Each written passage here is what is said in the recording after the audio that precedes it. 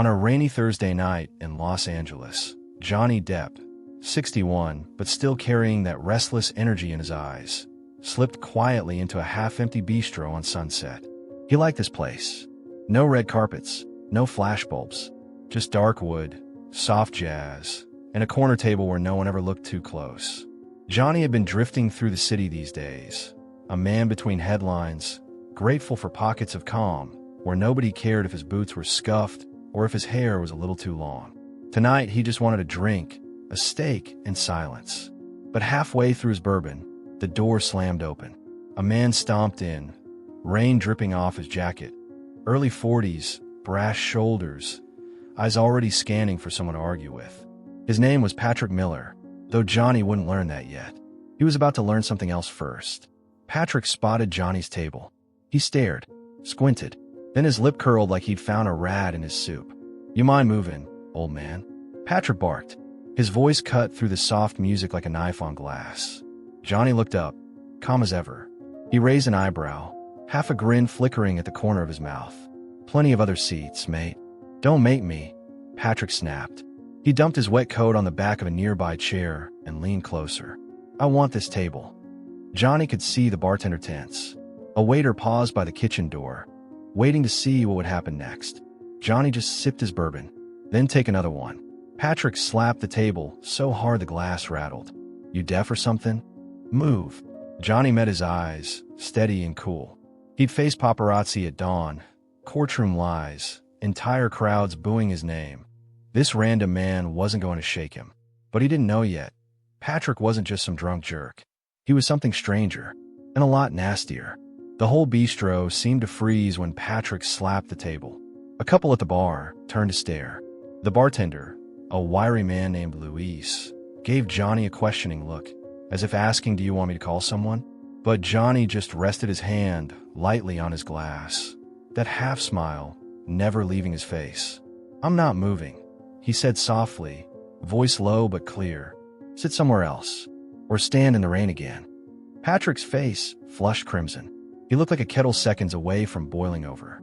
He leaned down, so close Johnny could smell the stale whiskey on his breath. "You think you're better than me, huh?" he hissed. Johnny's eyes flicked to the door, then back to Patrick. He didn't move an inch. "No," he said. "I just think you're acting like a fool." Patrick's fist twitched at his side. Luis, the bartender, stepped out from behind the bar. "Hey, buddy, pick another table or get out. This ain't that kind of place." Patrick turned, glaring at Luis. "You know who I am?" he snapped. Luis raised his eyebrows. "Nope, and I don't care. Sit down or leave." For a heartbeat, Patrick seemed to deflate. His chest heaved, as if he were weighing the trouble he wanted to cause against the trouble he could actually handle. Then, without warning, he barked out a sharp, bitter laugh. "You know what's funny?" Patrick said loudly, looking around the room. "You're all so polite to this guy, like he's someone special." Johnny stayed still, watching him, that calm grin frozen in place. He could feel the storm brewing in this stranger's shaking hands. Patrick jabbed a finger at Johnny's chest. "I know who you are now. You're that washed-up actor, that liar, that freak show that ruined Amber's life." A hush felt like a dropped curtain. Even Luis stopped breathing for a second. Johnny's smile faded, just a flicker. He sat back slowly, the weight of that old name Amber slithering into the room like a ghost he thought he'd buried years ago. For a moment, the only sound in the bistro was the slow drip of rain tapping at the windows. Johnny's hand tightened around his glass, knuckles whitening just slightly. Not fear, not anger exactly, but that old familiar ache that came with hearing her name in someone else's mouth. Patrick's chest puffed up, feeding off the silence. He turned halfway, as if performing for the handful of strangers unlucky enough to witness his show. "Yeah, that's right," he said, his voice louder now. "Johnny freaking Depp, sitting here acting like he owns the damn place. Like he didn't ruin a good woman's life." Louise stepped closer, voice steady. "Sir, you need to calm down." Patrick spun on him. "You calm down. You got any idea what this man did? He's a drunk, a liar. That's enough." Johnny's voice sliced through Patrick's rant. Calm, even, but edged with something cold that made Patrick flinch before he covered it with more shouting. Patrick's lip curled. "Don't like hearing the truth? Amber was right about you. She deserved better. Hey, a young woman at the bar spoke up suddenly. A college kid, maybe 25, wide-eyed but brave enough to stand. Leave him alone. You don't know anything about what happened. Patrick sneered at her. Oh, you think you know him? You think you know what that poor woman went through? She said. Johnny's chair scraped back across the floor. He stood, not fast, slow enough that everyone felt the shift in the room. For the first time, Patrick stepped back, caught off guard by the calm weight in Johnny's eyes. Johnny didn't raise his voice. He didn't posture. He just looked Patrick dead in the face. You're drunk, he said. You're angry about something that has nothing to do with you. Sit down, finish your drink if they'll serve you, then go home. Patrick barked a laugh again, but it came out thin, brittle. You gonna make me? Johnny didn't move. He just held Patrick's gaze, and for a second, the man saw it. The shadows behind those dark eyes, the storms they'd weathered. The truth that this wasn't some washed-up drunk to push around. But pride's a funny poison. Patrick squared his shoulders and spat at Johnny's feet. The spit hit the polished floor with a small, ugly sound, but the noise it made inside the bistro was deafening. A gasp slipped from someone near the door. Louise stepped forward, fists half clenched, but Johnny lifted a hand. Calm, deliberate, stopping him in his tracks. Patrick sneered, eyes darting around for approval he wouldn't find. What? Gonna hit me now, old man? Prove Amber right, huh? Johnny didn't blink. He didn't even glance at the mess on the floor. Instead, he tilted his head, studying Patrick like he was some pitiful animal that had wandered in from the rain. No, Johnny said, voice even softer than before. You're not worth that. The way he said it, quiet, almost kind, cut deeper than any shout. Patrick's face twisted. He stepped in so close their noses nearly touched. The smell of cheap whiskey and anger radiated off him. You think you're better than me? Patrick hissed. I know people like you. You buy your way out of anything. You think everyone forgets the truth just 'cause you got money and lawyers. A chair scraped nearby. The girl at the bar, her name was Emily, Johnny would learn later, stood up again, phone out now. I'm recording this, she said, voice trembling but loud. So back off. Patrick whirled on her. Mind your business. He reached for her phone, but Johnny's hand shot out, catching Patrick's wrist mid-swipe. The whole bistro froze again. Johnny's grip was steady, not violent, but there was iron under the calm. He held Patrick's stare, voice low enough only Patrick could hear. You got one chance to leave this place on your own 2 feet, Johnny said. Don't waste it. Patrick's mouth worked soundlessly. For a flicker of a second, he seemed to shrink. Then his pride clawed its way back. He yanked his arm free and staggered backward, pointing a shaking finger at Johnny. You'll see, Patrick spat. People like me, we don't forget. You'll get what's coming. He backed away, eyes darting to Emily's phone. The other diners watched like an audience trapped in someone else's nightmare. Louis stepped between them, arms crossed. Out, he said, before I call the cops. Patrick looked at Johnny one last time, and in that look was something raw and strange. Not just anger, but wounded worship twisted into hate. Then he turned and stormed out the door, the bell jangling behind him like the end of an ugly song. The bell above the bistro door swung slowly in the silence Patrick left behind. Rain poured harder outside, drumming on the windows like distant applause for the mess he'd made. Johnny let out a breath he hadn't realized he was holding. He released his grip, flexing his fingers once, the echo of Patrick's pulse still buzzing in his palm. Emily slipped her phone back in her coat pocket, cheeks flushed, but eyes fierce. Louise broke the tension with a low whistle. You all right, mister? He stopped himself, realizing for the first time who exactly stood at table 9. His eyes widened, then narrowed, a mix of surprise and quiet respect. He didn't say the name out loud. Johnny nodded, smoothing down the cuff of his worn jacket. I'm fine, he said. Sorry about the scene. Emily stepped forward, pushing a stray curl behind her ear. I'm really sorry, sir. I didn't mean to make it worse. He's crazy. I just didn't want him to. Johnny held up a hand, that small, easy grin flickering back to life. You did good, he said. You did right. Louise grabbed a rag, wiped the spot where Patrick had spat. He shot Johnny an apologetic look. You want another drink? On the house.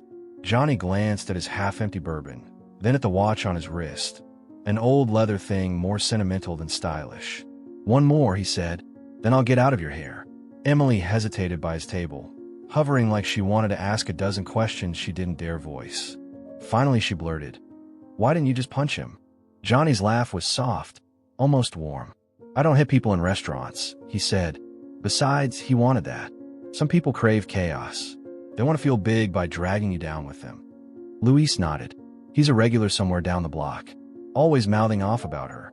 He didn't say Amber's name either, but the whole room felt the echo of it just the same.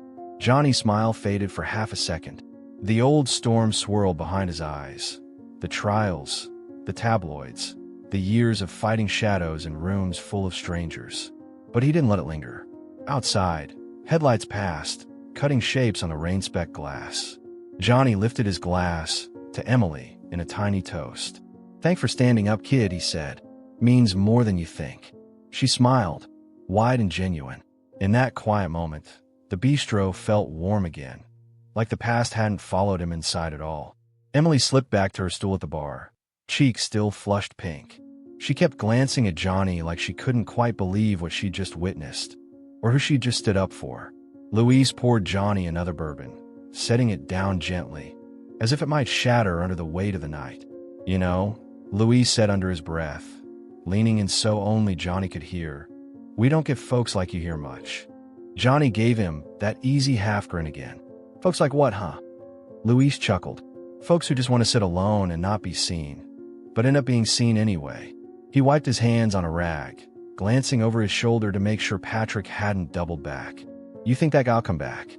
Johnny swirled the bourbon in his glass, watching the amber liquid catch the dim light. "Men like him, they usually don't. They run their mouths and think they're bigger than they are, until someone bigger calls their bluff." Luis raised an eyebrow. "That someone was you." Johnny shrugged. "Maybe." He took a sip, savoring it. "Or maybe it was that girl at the bar."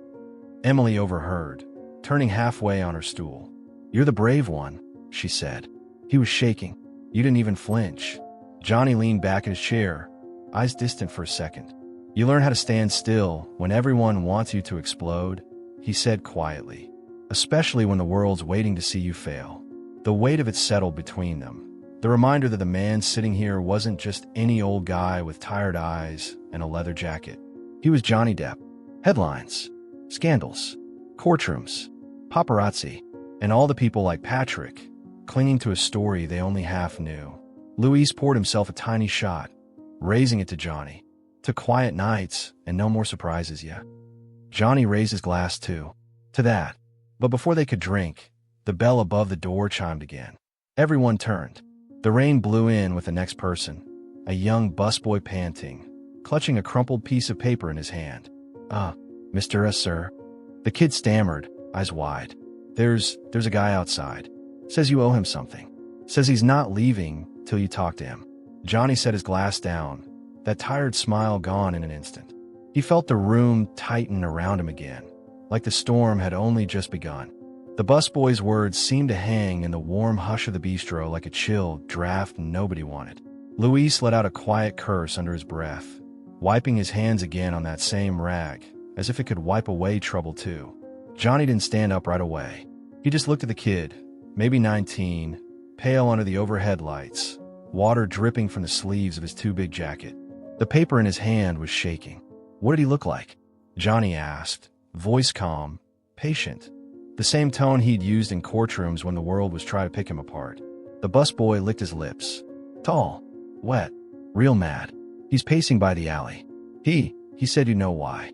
Emily turned halfway on her stool again, eyes wide. "It's that man, isn't it? He came back." Luis slammed the rag on the bar. "We're calling the cops." But Johnny shook his head. "No, not yet." He pushed back his chair slowly, the legs scraping the wood floor in a way that made Emily flinch. Luis stepped forward, lowering his voice. "You don't have to handle this alone, man." Johnny's tired grin ghosted across his face. "Luis, I've been handling fools like him my whole life." He glanced at Emily, softer now. "Lock the door behind me if I'm not back in 5. Emily stood, protest on her lips, but Johnny was already moving toward the door, brushing past the busboy who still clutched that damn paper like it was radioactive. The door swung open and the night slapped Johnny in the face with cold rain and the smell of soaked asphalt. He stepped out into the narrow alley beside the bistro, the yellow streetlight flickering above him like it couldn't decide if it wanted to live or die. And there he was, Patrick, standing half-hidden behind a dumpster, shoulders hunched, hair plastered to his forehead. In his hand, he held something Johnny couldn't see yet. Maybe the bottle he'd crawled inside hours ago. Maybe something worse. When Patrick saw him, he stepped forward, teeth bared in something that might have been a grin if it weren't so broken. "You think you're untouchable, huh?" Patrick slurred, voice raw from the shouting before. "You think you can make me look like a fool in there?" Johnny didn't answer. He kept his hands loose at his sides, feet planted steady in the rain. He'd faced worse storms than this, but something in Patrick's eyes made his gut tighten. The man was shaking, but it wasn't fear. It was something darker. Desperation. The kind of bitterness that eats through bone when you let it fester too long. The alley was so quiet. Johnny could hear the rain dripping off the rusted fire escape above them. A soft rhythm, like a clock counting down to something neither of them could name. Patrick stepped closer, just enough for Johnny to see what he was holding. Not a bottle, but a crumpled photo, ruined by rain, edges torn. He shoved it at Johnny's chest, his hand trembling so hard the paper nearly slipped away. "Look at it," Patrick barked. His voice cracked, raw with something more than anger, grief maybe, regret twisted up in rage. "Look at what you did." Johnny didn't flinch. He took the photo with careful fingers, glancing down. It was a tabloid clipping, years old. A picture of Johnny with Amber, both frozen in that fake Hollywood happiness they used to sell to the world. A headline screamed half-lies above them, ink smeared now by the rain. Patrick jabbed a finger at the blurred faces. She was telling the truth. All of you laughed at her. You laughed at us. His voice dropped into a hiss. I believed her. I still do. Johnny looked up from the ruined photo, meeting Patrick's eyes, red and glassy, not just from the whiskey. There was a hollow behind them, something Johnny recognized all too well. A man who needed someone to blame more than he needed the truth. "You don't know her," Johnny said quietly, rain dripping off the brim of his hat. "You don't know me either." Patrick barked a short, bitter laugh. "Oh, I know enough. You're all the same. Liars with good lawyers. You get away with it because you're rich. But me?" He jabbed his own chest now, hard enough it must have hurt. "I don't forget. I don't forgive." Johnny handed the photo back. Patrick slapped it away. It floated into a puddle, ink bleeding like a wound. A door slammed at the end of the alley. Luis had stepped out, phone in hand. "Cops are on their way," he shouted over the rain. Patrick didn't even look at him. His eyes stayed locked on Johnny. He leaned in so close Johnny could smell the cheap whiskey, the stale cigarettes. "Enjoy your fame while it lasts," Patrick hissed. "Men like you always fall. And when you do, we're there to watch." Johnny didn't answer. He didn't need to. He just stood there, the rain running down his collar, as if he'd done this dance 1,000 times before. Because he had. Patrick took one last step back, shoulders trembling with some final curse he didn't bother to spit out. Then he turned and ran, into the dark street beyond, leaving the ruined photo swirling in the puddle like a memory no one wanted to claim. Behind Johnny, Luis pocketed his phone. "You all right?" he asked. Johnny watched the empty street. Then he gave Luis that tired, half-worn smile. "Yeah," he said softly. "Yeah, I'm all right." Luis stepped closer, squinting into the shadows where Patrick had vanished. The alley now filled only with the steady hum of rain and the soft hiss of distant tires on wet asphalt. He shook his head, muttering under his breath, "Guy's a real piece of work." Johnny didn't move for a moment. He bent down instead, plucking the ruined tabloid photo from the puddle. The ink bled under his thumb, Amber's face smearing into his own, like a ghost trying to cling to him one last time. Luis watched him, voice lower now, like he knew he was brushing against something heavier than just a bar fight. "Why didn't you just walk away from him inside, huh? You could have ignored him." Johnny let out a soft laugh, not amused, more like a sigh wearing a mask. He folded the wet paper once, twice, before tossing it into a trash can at the edge of the alley. "Because you don't feed a fire by turning your back to it," he said. "Men like that, they want to be seen. They want the fight. You don't give it to them. They find someone else." Luis studied him, brow furrowed like he wanted to argue but couldn't. "So what now?" he asked. Johnny rolled his shoulders, the rain soaking his hair, the lines at the corners of his eyes deepening when he smiled. "Now I finish my drink. Then I go home." Louise huffed a laugh. "You sure you don't want the cops to find him?" Johnny shook his head. "I've wasted too many years fighting ghosts for people who weren't worth it. Let him scream into the dark if he wants. The truth doesn't change." The door behind them creaked open. Emily peeked out, umbrella in one hand. Is it safe to come out now?" she asked, half joking, half terrified. Louise threw an arm around her shoulders, steering her back inside. "Yeah, kid. Storm's done." He looked back at Johnny. "You too. Come on, before the whole neighborhood shows up asking for autographs." Johnny lingered for a second more, eyes on the empty street. Somewhere out there, Patrick was probably still shouting at the shadows, telling himself the lies that kept him warm. Johnny knew that place too well. He wasn't going back there. He turned, stepped inside, the bistro door swinging shut behind him. The rain left outside, the warmth waiting in the soft clink of glasses and the low hum of people just trying to be people again. And for now, that was enough. Inside, the bistro felt like another world entirely, warm and alive. The soft clink of cutlery and gentle hum of conversation replacing the cold rage Patrick had left behind. Louise guided Johnny back to his table by the window, where the bourbon waited, still half full, a small promise of peace after the storm. Emily trailed behind, eyes wide with 1,000 questions she swallowed down when Johnny caught her looking. She gave him a shy smile instead, one that reminded him there were still people who didn't want anything from him but a good story and a bit of kindness. Louise set down a fresh napkin, fussing like a brother would. "You sure you don't want me to lock the doors, man?" he asked, half serious. Johnny laughed softly, shaking his head. "Louise, if I let every fool like him lock me inside, I'd never see the sun." Emily perched on the stool across from him, twisting her fingers in her lap. "Why do you stay so calm?" she asked suddenly, the question tumbling out before she could catch it. You just stood there. You didn't yell. You didn't fight." Johnny swirled his glass, watching the amber liquid catch the light. For a moment, he saw his reflection in it, older, softer around the edges, but still standing. "Because I've already fought enough fights for 10 lifetimes, he said. "And you learn. If you fight every small war, you lose the big ones." Louise whistled low, leaning back. "Yeah, well, better man than me. I'd have knocked him into next week." Johnny's smile widened just a little. That's what he wanted.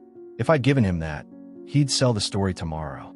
"Crazy Depp loses in bistro." Headlines write themselves. Emily's cheeks flushed with embarrassment for him, for the world that made people like Patrick think they could own someone else's story just because they'd read half of it online. She leaned forward, voice soft. "I'm glad you didn't give him what he wanted."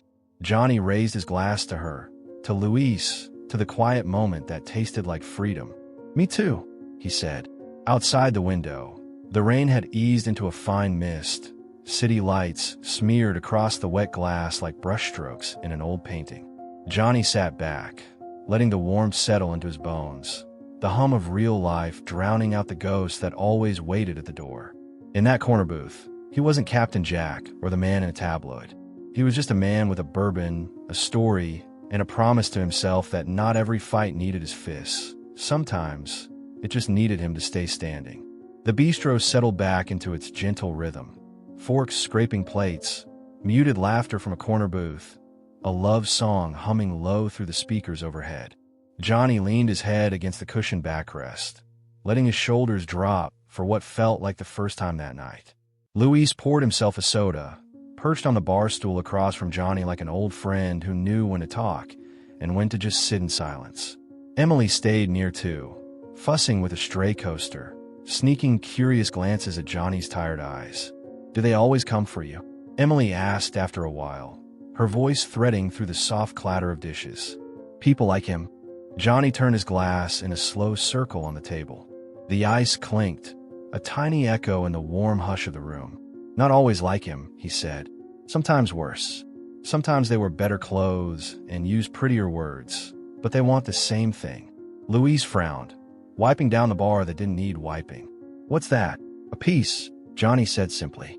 "A piece they can keep, or twist, or sell."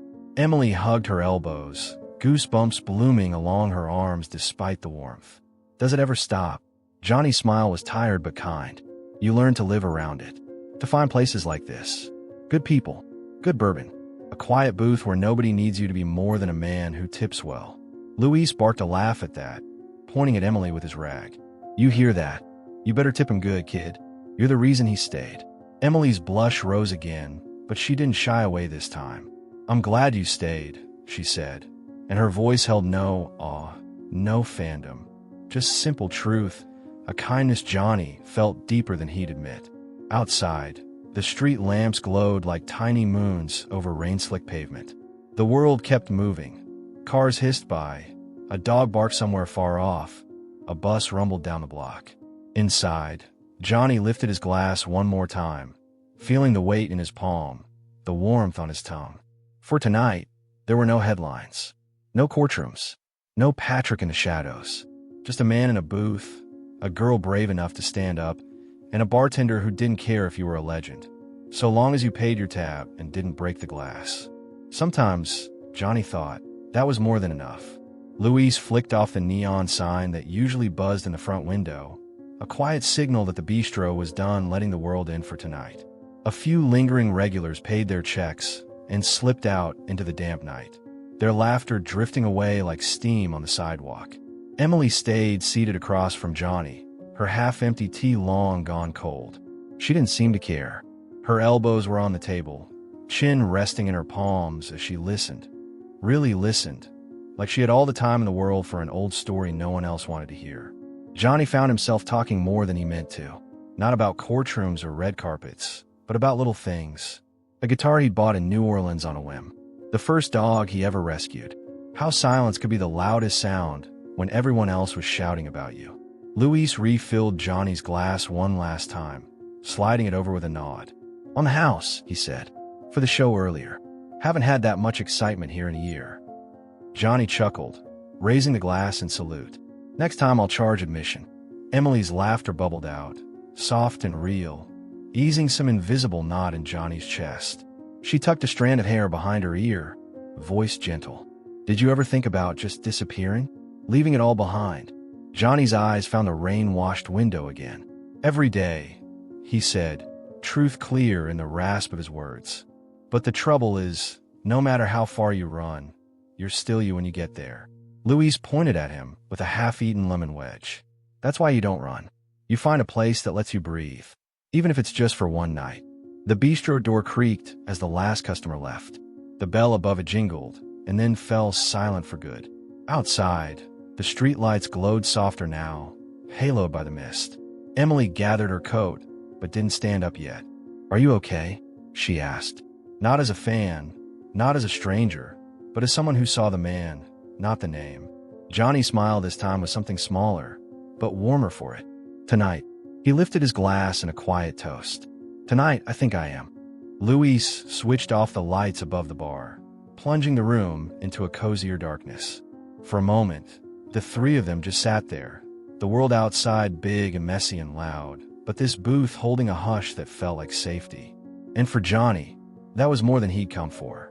Luis locked the door behind the last customer and flipped the sign to closed. The neon letters went dark, leaving only the streetlights glow seeping through the window, catching motes of dust in the air like tiny fireflies. Emily shrugged into her coat, but she didn't stand yet. Johnny stayed where he was, fingers tracing the rim of his glass, the bourbon warming him more than the old radiator humming under the window. Where will you go tonight? Emily asked. Her voice was soft, as if she was afraid to break the calm they'd built in this little pocket of the world. Johnny gave her a wry grin. Somewhere with a clean pillow and a door that locks from the inside. Luis let out a low whistle as he counted bills behind the bar. You sure that fanboy isn't waiting out there for round two? Johnny's laugh was quiet but honest. If he is, he'll be disappointed. I'm not interesting enough for an encore. Emily frowned, brushing a fingertip over a ring on her thumb. A nervous habit she didn't seem to notice. You ever wish people would just see you? Not the headlines. Not the mess. Just you. Johnny's eyes crinkled at the corners. Sometimes I think that's all any of us want. Luis clapped a hand on the counter, breaking the softness. Well, you're welcome here any night you want to be nobody. Johnny tipped his glass in a silent toast. That's worth more than any fancy suite. He drained the last of his drink and set the glass down, careful and quiet. Emily slipped him a napkin. She doodled a tiny lighthouse on it in blue pen, the beam cutting through scribbled waves. "For luck," she said, shy but certain. "Or in case you ever forget where the shore is."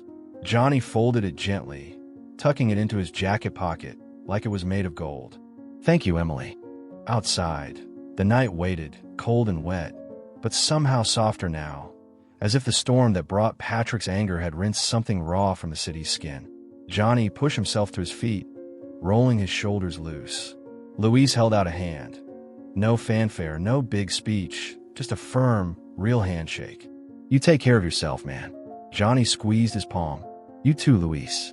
And keep her out of trouble, will you?" He nodded at Emily with a wink.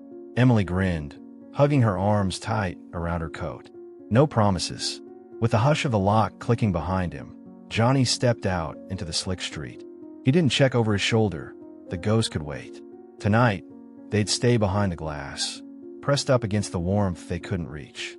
And for the first time in a long time, Johnny felt like maybe that was enough. Johnny stepped into the chill night air, the damp city wrapping around him like an old, familiar coat. The rain had eased to a drizzle, leaving the street glossy and empty, puddles catching the shimmer of streetlights. He tugged his collar up and glanced once over his shoulder, not out of fear, but habit carved deep by years of crowds and cameras. Behind the locked door, the bistro glowed warm, Louise and Emily's laughter faint through the glass as they stacked chairs and counted tips. For a heartbeat, Johnny almost turned back, tempted by the hush of belonging in that little pocket of normalcy. Instead, he slipped his hands into his pockets and started walking, one foot in front of the other. The simplest thing, yet it felt like freedom. A few blocks down, he passed a bus stop where an old man dozed under the flickering shelter light. Across the street, a couple stumbled out of a late-night diner, heads pressed together, lost in the kind of moment Johnny had learned to admire from a careful distance. Halfway to the boutique hotel he'd booked under a name no one knew, his phone buzzed. An old friend, maybe, a lawyer, a reporter fishing for a quote. He didn't check. Not tonight. He ducked into a corner store instead, blinking at the harsh fluorescent lights, the hum of a cheap freezer rattling against the quiet inside. The clerk barely looked up. To him, Johnny was just another damn stranger in line for bottled water and a pack of gum. It was perfect. When he stepped out again, the drizzle had turned to mist. He paused under an awning, unwrapped the gum, popped a piece into his mouth. Across the street, a billboard still plastered with a tabloid headline showed his face beside Amber's, all heavy letters and cheap speculation. The same old ghost. Johnny grinned at it, small, tired, defiant. He turned his back on it and kept walking. Behind him, the billboard stayed the same. Ahead, the city waited. Endless corners, new stories, tiny places to disappear, just enough to remember who he really was. And tonight, that was exactly what he needed. Johnny's steps echoed in the quiet side street, the slap of his boots on wet concrete almost comforting. He tugged the collar of his coat tighter around his neck, savoring the feel of the city humming low under his feet. A city that didn't care who he was if he didn't remind it. He reached the small hotel just after midnight. The lobby was empty, warm, the kind of place with faded rugs, and a sleepy clerk who barely looked up from a dog-eared paperback as Johnny signed a register with a fake name. "Need help with your bags?" the kid asked, voice cracking with exhaustion. Johnny lifted his eyebrows at the duffel over his shoulder. "This is it, kid. I travel light these days." He climbed the creaky stairs instead of waiting for the ancient elevator, every step up the narrow stairwell groaning under his boots. Outside his door, room 302, a number as anonymous as he felt. He paused, keys jingling. He caught his reflection in the smudged hallway mirror. Hair damp from the rain, eyes lined by years he'd earned the hard way, a hint of a grin he hadn't seen in himself for a long time. Inside, the room smelled faintly of lavender and old wood polish. A single lamp cast a pool of gold across the bedspread. Johnny dropped the bag, shrugged off his coat, and set Emily's napkin, the lighthouse, on the nightstand like a lucky charm. He sank onto the edge of the bed, the springs sighing under his weight. For a while he just sat there, elbows on knees, staring at the lamp's soft halo on the wall. Patrick's voice, The clatter of the broken glass. Emily's trembling question. Are you okay? They spun around in his head, threads that once would have tangled him up for days. But now they drifted through and out again. Tonight they didn't stick. He reached for his phone, thumb hovering over the messages piling up. Agents, old friends, maybe trouble waiting to be confirmed. He locked the screen instead, let it slip face down on the nightstand. No headlines here, no ghosts, just a man with rain in his hair and a paper lighthouse pointing him home. Outside, the city murmured on, restless as ever. Inside, Johnny leaned back, exhaled, and let the world spin without him for a while. The hum of the city outside was a lullaby Johnny hadn't known he missed. He lay back on the narrow bed, one arm thrown across his chest, the other draped over his eyes to block the tired bulb above. The ceiling was cracked in one corner, old paint flaking like brittle snow, a detail so small, so ordinary, it made him smile.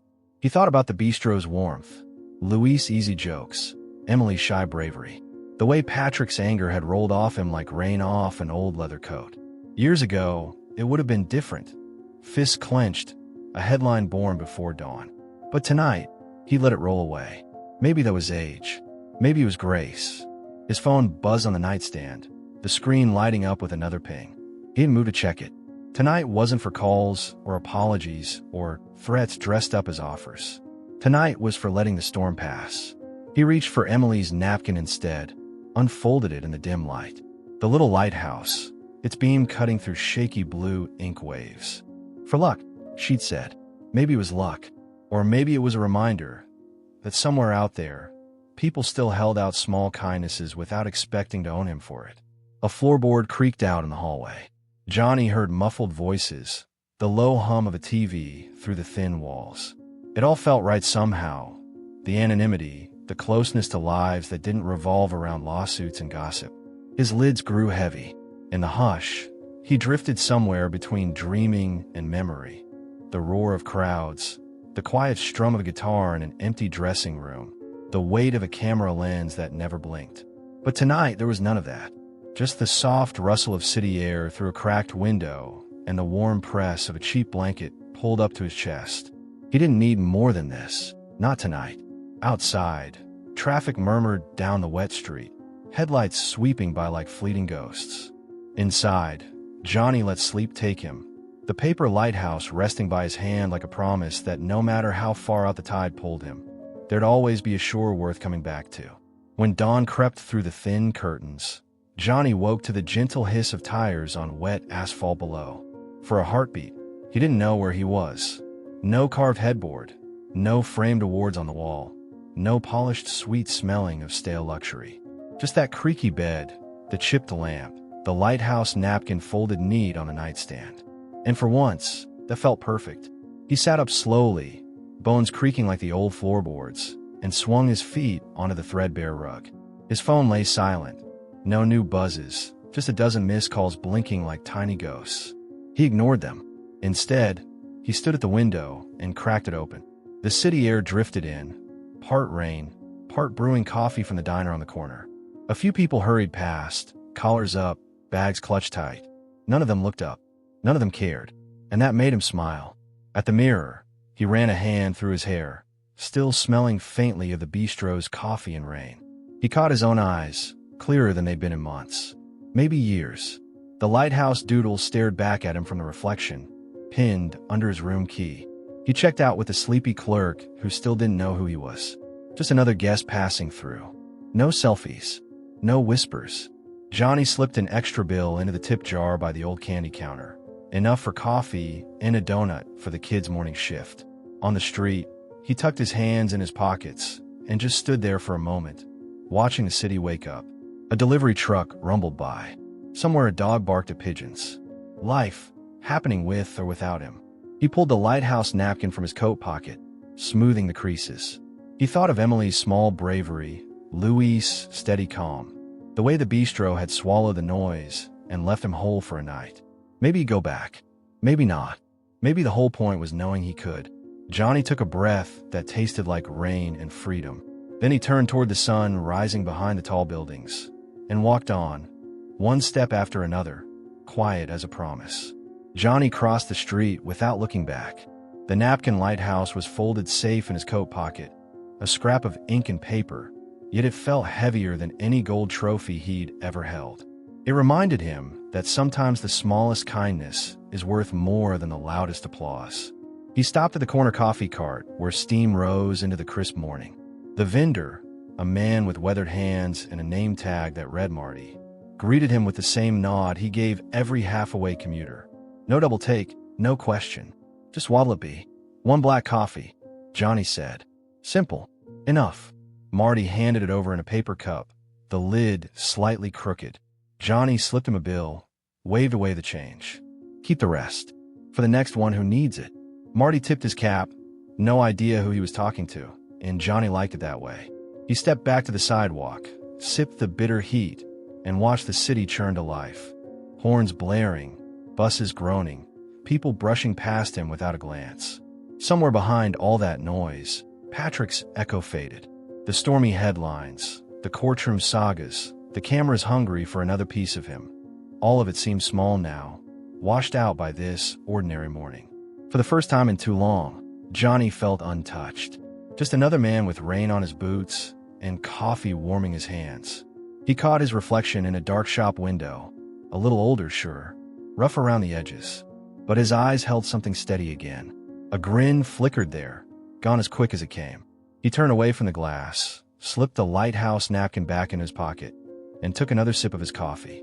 There would be headlines tomorrow. There always were.